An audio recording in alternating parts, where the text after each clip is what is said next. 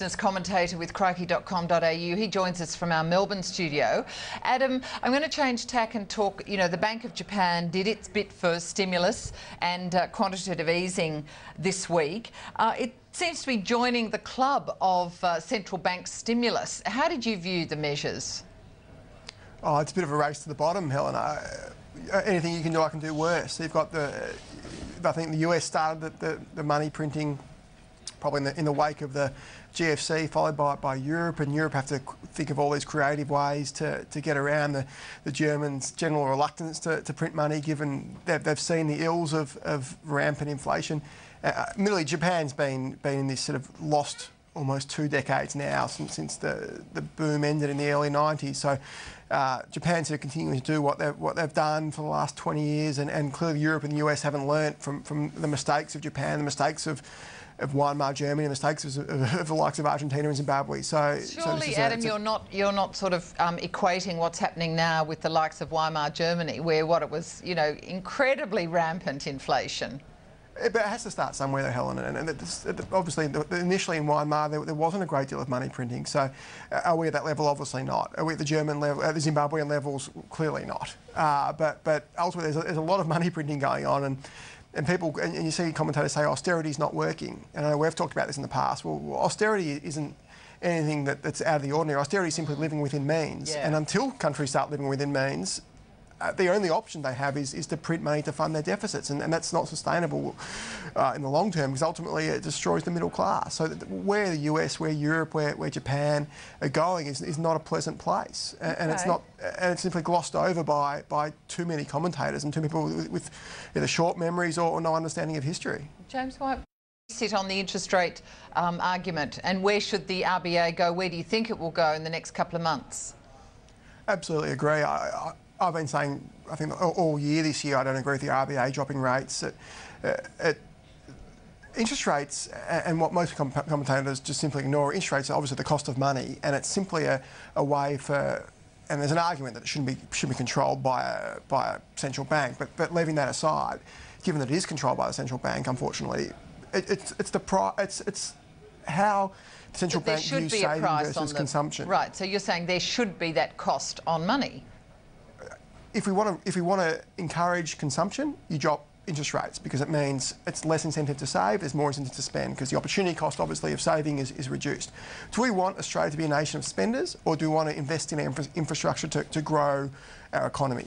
And I don't think many people would argue that you're better off growing via investment than growing via consumption, bar Ben Bernanke, who I think many people would argue is one of the most destructive central bank governors in history. So apart from maybe Helen Greenspan. You've been eating raw meat today, Adam, haven't you? You've got your bomb-throwing gear on.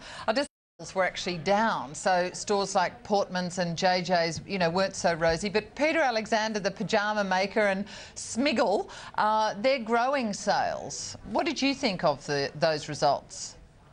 So I couldn't actually, that conversation didn't come through down here. Oh, I'm sorry. Okay. Now, well, did you follow Just Group?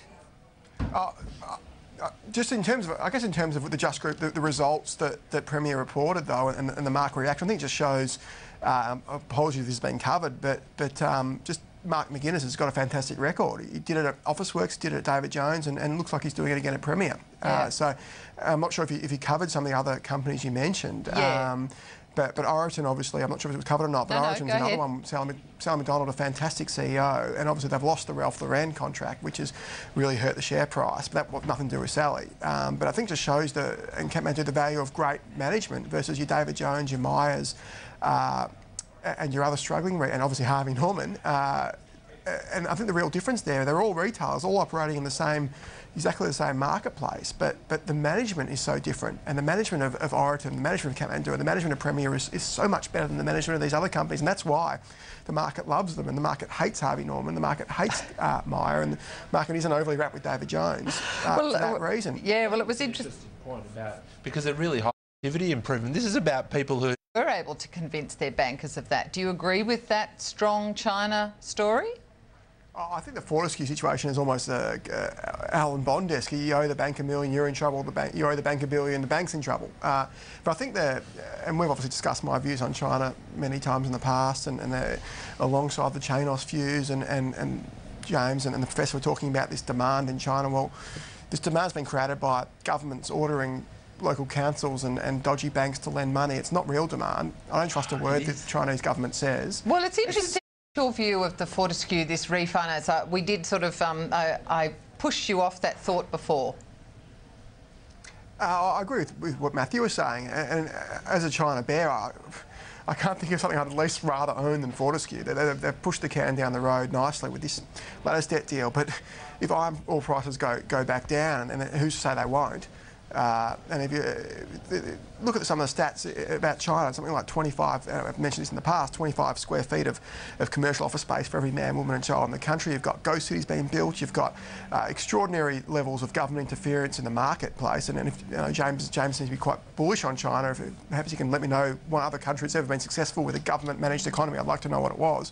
But I have no faith in China. I don't believe their numbers. I don't believe that growth of allegedly 7%, especially when there's 8% plus inflation. And it's the last thing I want to be putting my money on is a company that's completely dependent on that China story.